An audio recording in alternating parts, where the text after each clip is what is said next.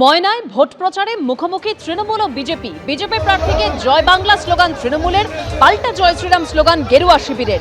নীলকুণ্ঠা গ্রাম পঞ্চায়েতের হরশঙ্কর এলাকায় প্রচারে যান তৃণমূল প্রার্থী চন্দন মণ্ডল ও বিজেপি প্রার্থী অশোক দিন্দা।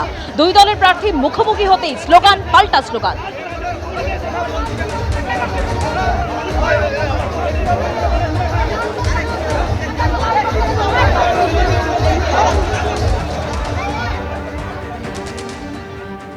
অন্যদিকে তারকেশ্বরে ধর্মীয় প্রচারে বাধা দেওয়ার অভিযোগ, প্রতিবাদে বিক্ষোভও দেখায় বিজেপি।